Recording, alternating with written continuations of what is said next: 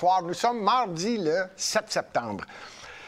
Vous écoutez l'émission Le Candidat. Mon nom est Gilbert Thibodeau. Je reçois plusieurs questions concernant les élections à Montréal et, encore un petit peu plus large, comment ça va se passer la journée des élections.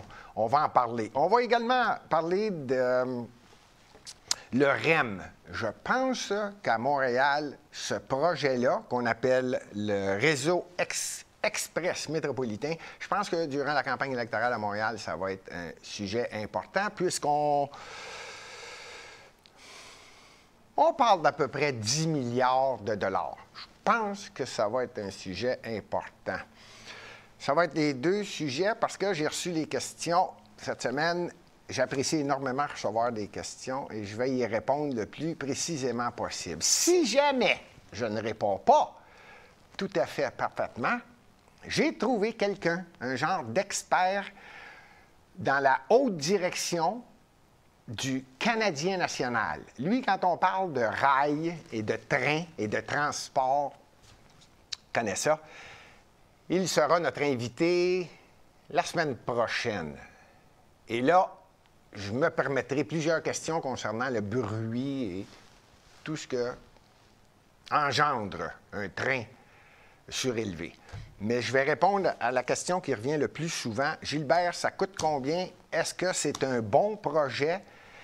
Et il y a des élections à Montréal le 7 novembre. Je suis candidat pour le parti Action Montréal, bien que tous les médias subventionnés évitent le sujet pour ne parler que de Denis Coderre et Valérie Plante.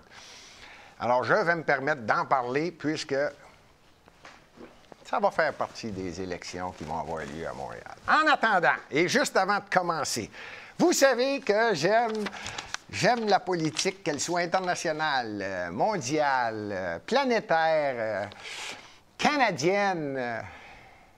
J'aime ça et j'aime faire des prédictions.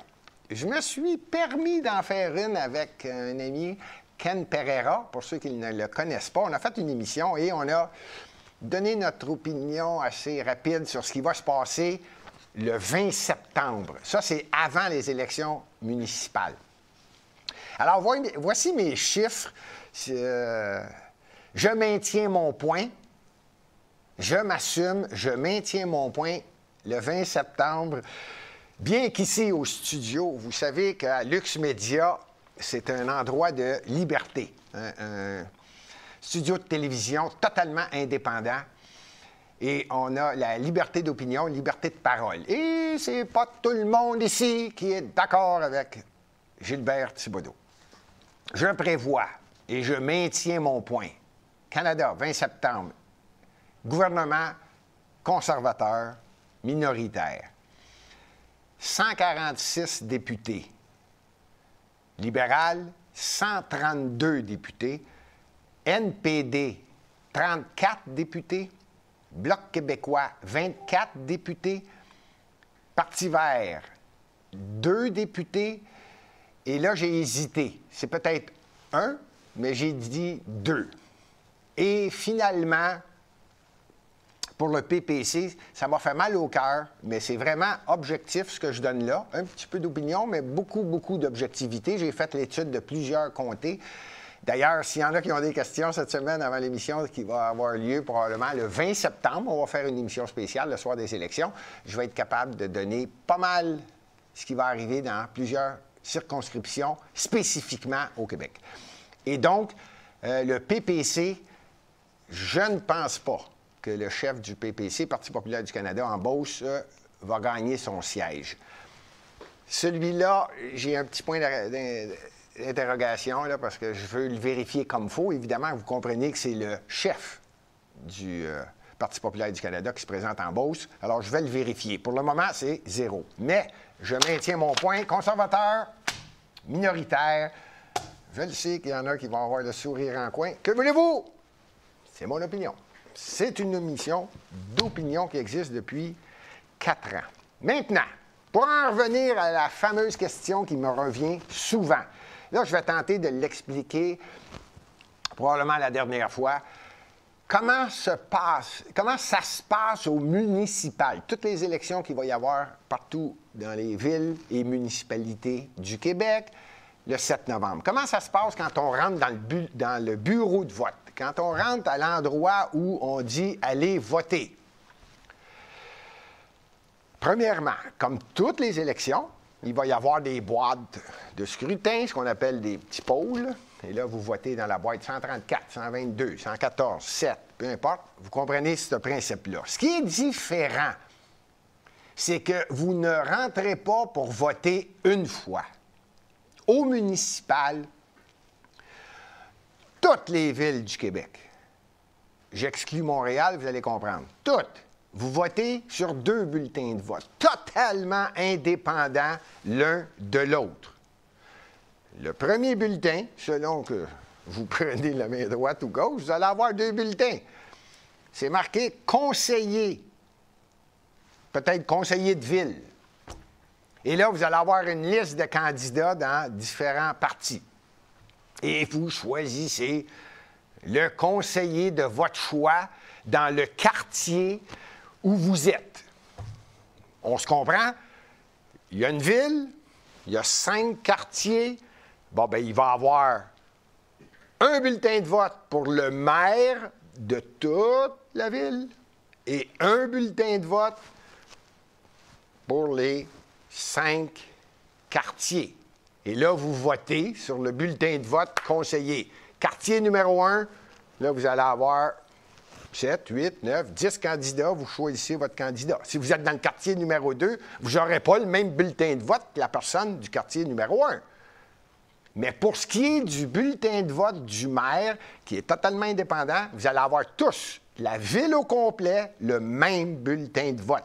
Puis là, vous choisissez le maire de votre choix pour l'ensemble de la ville. Là, je rajoute une opinion. Ça n'existe nulle part des partis politiques, nulle part. C'est juste au Québec, depuis Jean Drapeau, qui s'est fait battre il a gagné son élection, il a perdu son élection contre Sarto-Fournier, si ma mémoire est bonne. Et là, il a dit, je veux revenir. Il a créé une équipe, il a appelé ça un parti, et c'est parti de là, en 1957. Et là, toutes les villes du Québec ont dit, « Hey, c'est pas bête, ça, tu rentres avec un parti, une équipe. » Ça existe nulle part en Amérique du Nord, au Canada, nommé nulle part. Mais ici, c'est comme ça. Donc, ils n'ont pas changé et ils ne changeront pas comment vous allez aller voter. Parce que c'est illogique qu'il y ait un parti politique au municipal. Tous les conseillers qui se présentent, la seule chose qu'ils veulent, c'est le bienfait de leur quartier, peu importe le parti. Fait que vous choisissez le meilleur candidat qu'il y a sur le bulletin de vote d'un parti.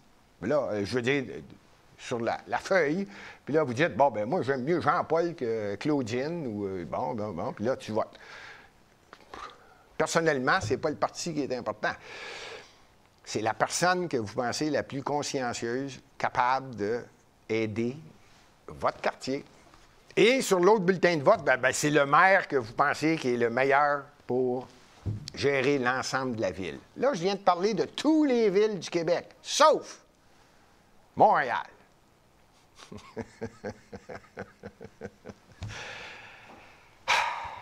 À Montréal, vous pouvez voter 4 fois. 4 fois. Quelques arrondissements, 3 fois. Mais la plupart, c'est 4 fois. Encore une fois, vous avez 4 bulletins de vote totalement indépendants l'un de l'autre. Vous avez un bulletin de vote pour un conseiller d'arrondissement. Et là, vous allez avoir un bulletin avec tous les conseillers d'arrondissement qui se présentent. Puis vous choisissez celui ou celle qui représente le mieux, selon vous, votre arrondissement. Ce bulletin-là, il est réglé. Vous allez en avoir un autre. Ils vous donnent tout ça quand vous rentrez. Hein? Vous rentrez là, dans l'endroit où vous votez, ils vont tous vous donner les bulletins en même temps. Là. Vous n'aurez pas rien qu'un, je répète. Deuxième, ça va être marqué « conseiller de ville ». La même chose, là, vous allez avoir une liste de noms, puis là, vous choisissez lequel qui est le meilleur selon vous, ou la meilleure qui va représenter le mieux l'arrondissement. Un autre bulletin de vote. Maire d'arrondissement. Ça, c'est le kingpin des conseillers. Arrangez ça comme vous voulez. Maire d'arrondissement. Là, vous allez voter pour la personne qui, selon vous, représente le mieux l'arrondissement. Puis vous allez avoir un autre bulletin de vote, maire ou mairesse de Montréal, celui ou celle qui représente le mieux l'ensemble des aspirations des Montréalais, ce que la Ville a besoin ou ce que vous dites. Moi, je pense que c'est la meilleure personne pour diriger l'ensemble des conseillers. Le plus important, c'est de prendre en considération que il ne devrait pas avoir de parti. Rappelez-vous de ça. Il ne devrait pas. À preuve, vous votez indépendamment un bulletin de l'autre. Pourquoi? Parce que tous les gens qui sont élus ont juste une chose en commun, faire en sorte que la Ville aille de l'avant. La pire chose, c'est de prendre en considération un chef de parti qui dit à tous ses conseillers, « Taisez-vous, c'est moi le boss. C'est moi le shérif. Fermez vos boîtes, c'est moi qui mène. » Ça, c'est la pire chose qui peut arriver. Malheureusement, ça arrive depuis un bon bout de temps et Montréal perd de la splendeur depuis plusieurs années. C'est mon opinion. Alors, j'espère que tout le monde l'a bien compris. Quand on vote, vous avez le choix selon le bulletin que vous avez dans les mains. C'est de vérifier le titre du bulletin. Et après ça, vous pliez tout ça, vous mettez ça dans la boîte et ils vont... Ça, c'est le 7 novembre. J'espère que j'ai bien répondu. Ça se peut que je le répète et que je le répète parce qu'il y a seulement 40 à 42, 43 % des Montréalais qui ont voté aux dernières élections. Je vais me permettre même la conclusion sur ce sujet-là. Est-ce que c'est une écœurantite aiguë? Est-ce que c'est parce que les gens disent « ça ne me donne rien d'aller voter », de toute façon, c'est toujours la même chose? Peut-être. Mais, bien que les médias tentent de mettre dans la tête à tous les Montréalais qu'il n'y a que 2 candidats, je répète, c'est faux. C'est faux. J'aime pas utiliser ce mot-là, mais ils sont menteurs. Ils manipulent l'information. Il n'y a pas seulement 2 candidats à la mairie de Montréal. À preuve, j'en suis un au sein du parti Action Montréal. Alors, je pourrais nommer à peu près tous les journalistes de Montréal ou tous les chroniqueurs qui couvrent Montréal.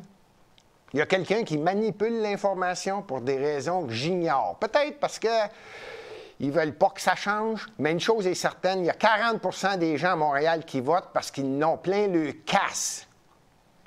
Fait que si on continue à avoir des animateurs ou des pseudo-journalistes menteurs, bien, ça ne changera pas, puis Montréal s'en va pas dans le bon sens, croyez-moi sincère. Bon, là, je pense que j'ai comme donné un petit peu plus d'allant sur la réponse qu'on me pose souvent. Vous pouvez choisir le maire de votre choix. C'est évident que Luc Ferrandez va pousser sur Valérie Plante. C'est sûr qu'un journaliste va pousser sur Denis Coderre. C'est sûr que, ouais, ce sont tous des amis de la même gang qui font en sorte qu'il n'y a plus personne qui va aller voter. Fait qu'arrêtez de croire les médias traditionnels et Lux Média fait partie des médias indépendants. Je pense que les médias traditionnels s'en aperçoivent de plus en plus et je remercie tout le monde. En passant, ceux qui veulent faire des dons à Lux Média, je ne sais pas si c'est en bas de l'écran, mais vous pouvez le faire. Et en passant, il y a un petit clic, vous pouvez cliquer le pouce en l'air. Ça fait en sorte que l'émission est distribuée encore plus et les médias traditionnels m'aiment de moins en moins. Deuxième sujet. On me demande, Gilbert, qu'est-ce qui va être le sujet le plus important à Montréal? Je ne le sais pas. Ça peut sortir du chapeau, il peut arriver n'importe quoi. Par contre, un dossier majeur. Je prévois qu'un des 3 plus gros dossiers lors de la campagne électorale qui s'en vient va être le REM. Le REM, c'est le Réseau Express métropolitain. Ça, c'est tout nouveau. Tout nouveau, mettons, sans me tromper pour que tout le monde se rappelle un peu historiquement, là, le pont Champlain était en train de tomber. Hein? Pouf! Et là, le parti au pouvoir, si ma mémoire est bonne, c'était le Parti libéral qui a dit « Ah, il faudrait bien changer ce pont-là, fait qu'on va faire le pont Champlain. » En même temps, est arrivé quelque chose qui, moi, m'a fasciné. En fait, m'a impressionné au plus haut point. Je vais répondre à la question, mais regardez-moi bien aller. Avant l'histoire du REM, il faut bien comprendre que le REM est financé par ça s'appelle la Caisse de dépôt et placement du Québec, Infra. Caisse de dépôt, CDPQ, Infra, qui est une division de la Caisse de dépôt et placement du Québec. Je veux faire un petit historique, là. Cette caisse-là de dépôt et placement, je veux pas... Bon, je trouve que je suis bien... Probablement que c'est lui qui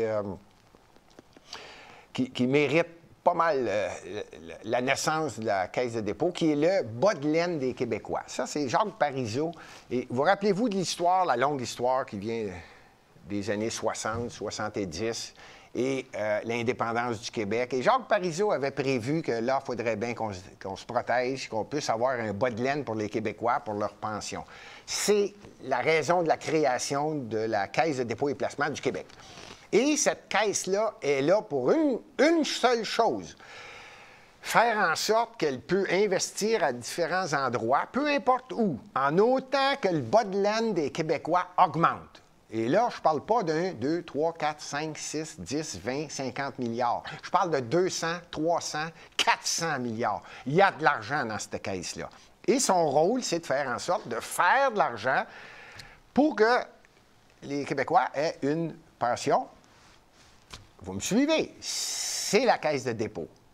Je n'ai pas d'objection à ce que la Caisse investisse dans différents endroits, même à travers le monde.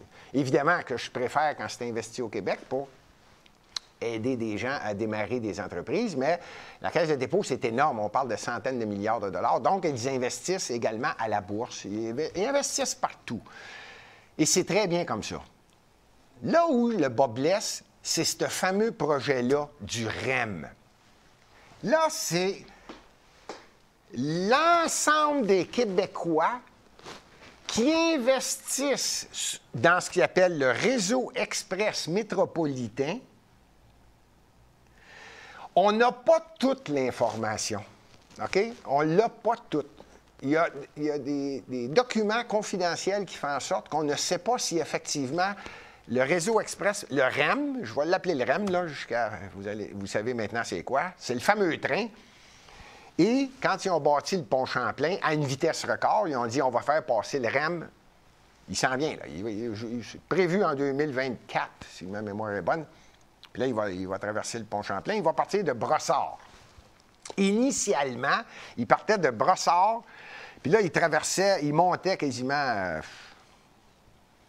le centre-ville, là. Il montait le centre-ville, puis il s'en allait vers l'ouest. Il montait jusqu'à l'extérieur de Montréal. Il se rendait jusqu'à Deux-Montagnes. Vers l'ouest, il s'en allait passer Kirkland, une ville défusionnée de l'île de Montréal. Il s'en allait vers l'ouest. Et il y avait une bretelle qui s'en allait à l'aéroport de Dorval. Le projet de base, et je ne veux pas rire des gestionnaires ou des gens qui sont assis, qui y ont pensé, mais la fourchette du prix est pas mal. Hey, quand on lit, on parle de, je ne veux pas me tromper, mais je vous le dis, là, c'est initialement quelque chose comme 5 milliards, 5 points quelques, et 9 milliards. Tu sais, quand ta fourchette est de cette largeur-là, là, tu dis, il y a quelqu'un quelque part qui n'est pas sûr où il s'en va, là. Je ne dis pas que c'est du simple au double, mais quand tu parles de 6 milliards, bien, peut-être 9. C'est le bas de laine des Québécois. Quand ça arrive, ça, dans le centre-ville, et que ça s'en va vers le nord-ouest et l'ouest de Montréal, tu dis, OK, ça a du sens. Pouf! Quelqu'un décide. Ouais, mais là, vous n'avez pas pensé à l'est.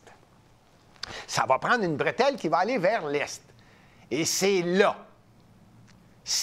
que j'ai un léger problème. En passant, mon nom est Gilbert Thibodeau. Je suis candidat pour le Parti Action Montréal et j'ai été le seul, dès le début, qui a clairement indiqué que je suis en désaccord avec le plan actuel mis en place pour aller vers l'est de Montréal. Je m'explique. Premièrement, ça va être surélevé. Deuxièmement, ça va longer, vous suivrez ce que je vous dis, sur plan. Vous n'avez qu'à faire Réseau Express métropolitain, bretelle vers l'est. Vous allez le trouver.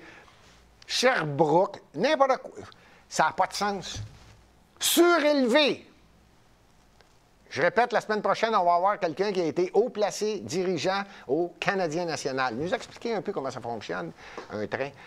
Tout ça pour dire qu'il s'en va vers l'est. Si tu veux diviser là, une ville, là, c'est ça que tu fais. Là. Tu montes ça, 15-20 pieds de haut, tu fais passer un train. Hey, pas moi qui le dis, là, c'est 26 stations. Si je ne me trompe pas, attendez, je vais être encore plus précis que ça. Ah, selon eux, c'est de toute beauté. Toute beauté. Il va y avoir à tous les 2 minutes un train. Pensez-y, à 2 minutes. À tous les 2 minutes, 2 minutes et demie, selon le trafic. Vous me suivez, là. Surélevé vers l'est, la rue Sherbrooke. Un petit bout à René Lévesque, un petit bout. Bon.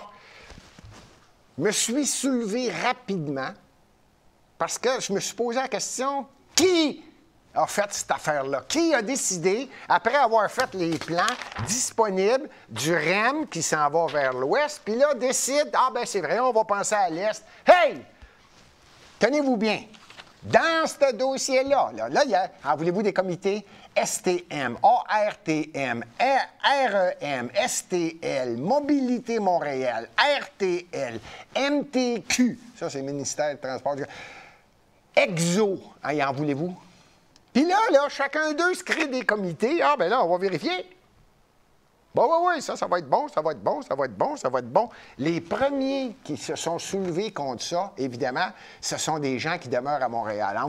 Je voulais juste faire un clin d'œil. Sur l'ensemble des organismes que je viens de vous nommer, là, je serais bien curieux de savoir combien est-ce qu'il y en a sur ceux qui ont décidé de changer le REM puis en faire une version qui va vers l'est.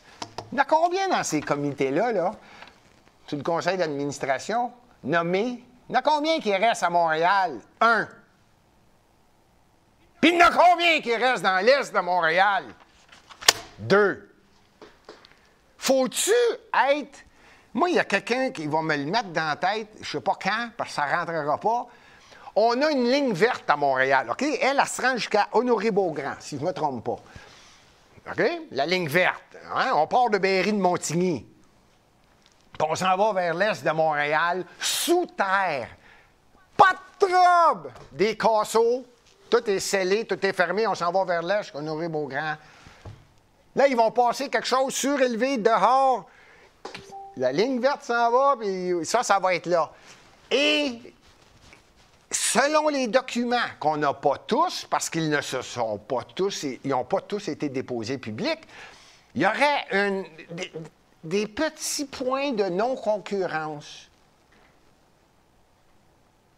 C'est-à-dire qu'ils tiennent absolument à ce que le REM soit rentable. Donc, tu n'auras pas le droit de faire de la concurrence. Il faut que tous les transports, spécifiquement Brossard, la Rive-Sud, les autobus et le transport en commun, ils doivent se rendre jusqu'au REM.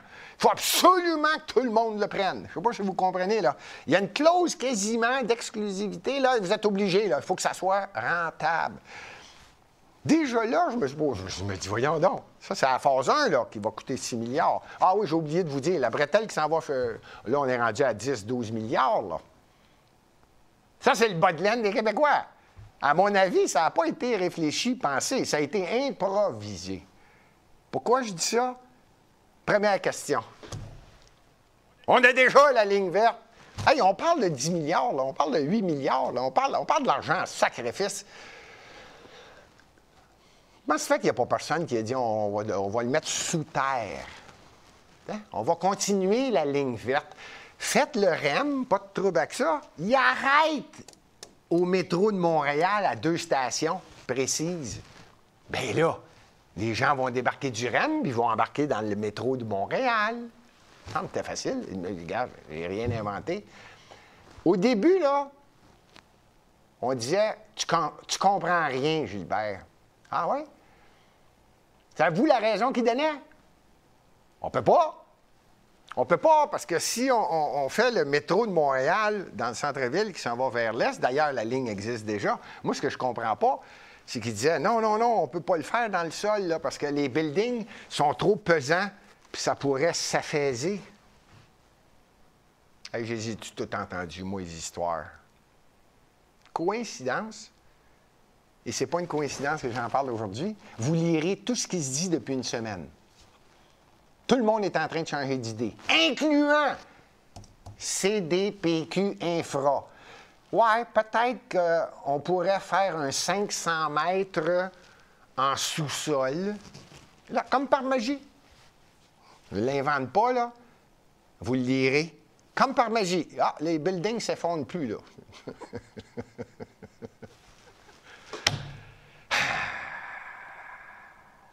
En passant, j'ai fait la vérification. Valérie Plante s'est prononcée là-dessus. Excellente idée, là. Elle, c'est toujours une excellente idée. Je pense qu'elle ne sait pas ce qui se passe, là. Tout parfait. Tout parfait. Puis Denis Coderre, lui, il dit, bien, taisez-vous donc, là. Ils savent ce qu'ils font. On s'en va dans le bon sens, là. On va attendre de voir ce qui arrive. C'est ça. Je voulais juste vous le confirmer. La Caisse de dépôt et placement du Québec a présenté le projet de deuxième phase de son métro électrique léger. Ah, je n'étais pas loin. Évalué à 10 milliards. 10 milliards. Ça, c'est une autre affaire. Qui gagne dans cette affaire-là? Il n'est même pas commencé. Il y a 1, 2, 3, 4, 5, 6, 7, 8, plus les comités. Il doit y avoir une vingtaine de comités là-dessus. Tout le monde étudie l'étude qu'ils vont faire. Puis là, ils sont en train de changer d'idée. Ouais, peut-être qu'on peut le mettre dans le sol. Mais là, on n'est plus sûr, là, c'est vrai. Hey! Je ne sais même pas s'il y en a 30 de ce monde-là qui demeure à Montréal, sans insulte. Puis je rajoute, comme je disais tout à l'heure, dans l'est de Montréal. Ça a-tu été consulté? Ça a été fait où, cette affaire-là de projet de... Comment ça se fait que le premier ministre du Québec actuel, François Legault, on va de l'avant. Moi, je peux pas croire qu'on va développer l'Est de Montréal de cette façon-là. Premièrement, ça fait des années qu'à Pointe-aux-Trembles, il n'y a pas de transport en commun. On peut s'en occuper correctement pour une fois. Même chose pour Rivière-des-Prairies. Même chose Montréal-Nord. Villeray, il y a des quartiers là, totalement oubliés. Merci, Hochelaga-Maisonneuve. Le coin est de l'Hochelaga. Ça prend tout pour avoir du service. Puis là, ils décident, tiens, on va vous faire ça. Il va y avoir des élections le 7 novembre. Il n'y a pas juste Coderre puis Plante qui mangent pareil comme des petits poissons rouges, n'importe quoi, là. Il y a d'autres candidats. Il serait peut-être temps d'avoir quelqu'un qui prend Montréal en considération et surtout les Montréalais. Parce que ce projet-là, là, pour répondre à la question, tout le monde me demande, Gilbert, qu'est-ce que tu en penses de ce dossier-là? Je vais le répéter. Non. Non, c'est pas vrai. C'est pas vrai, qu'on va utiliser. Premièrement, qu'on m'explique correctement comment ça se fait que la Caisse de dépôt et placement du Québec, qui est le bas de laine de l'ensemble des Québécois, devienne contracteur. N'oubliez pas, c'est eux autres qui sont en charge de le faire. Hey, c'est une maison de placement. Ils sont là pour faire de l'argent, pour améliorer la qualité de vie des gens québécois qui vieillissent. Là, ils sont devenus contracteurs. C'est eux autres qui font la construction du projet de réseau express métropolitain. Et c'est clair dans l'article, tout le projet de construction est mené par une filiale de la Caisse de dépôt et placement du Québec. Ils ne sont pas forcés, ils l'ont appelé CDPQ Infra. Comment ça se fait? Comment ça se fait? Ça, c'est pas du monde à 25, 30, 40 000 par année. C'est du monde à 2, 3, 4, 5. Je ne sais pas combien ce qu'ils font, là. Puis j'ai des gros doutes que ça ne reste pas trop dans l'est de Montréal. Là, là, Quand ils disent, là, on va le servir comme il faut, puis on va faire attention, on va passer devant les endroits stratégiques pour développer le... Hey, vous en êtes jamais occupé! Et ça, c'est improvisé. J'ai-tu assez répondu à cette question-là? C'était les deux seuls sujets aujourd'hui, mais je voulais vraiment que ce soit clair. Le seul, je vais même utiliser le mot, le seul parti, Action Montréal, s'est prononcé contre les plans actuels déposés. Pas compliqué. Là, j'ai bien l'impression que, de toute façon, je pense que Denis Coderre va changer d'idée. Dès que je me prononce, lui il se met le doigt dans la douche, il attend que je dise de quoi, puis là, après ça, il commence à prendre position. Là, tu sais. Puis Valérie Plante, je ne sais pas, elle c'est automatique, là. Oui, ils savent ce qu'ils font. Choquant. Je suis pour le développement économique de Montréal. Je suis pour l'amélioration de la qualité de vie des citoyens de Montréal. Je suis celui qui veut faire en sorte que Montréal reprenne de la splendeur à grandeur du Canada. Ça a déjà été une ville superbe. On ne s'en va pas dans le bon sens.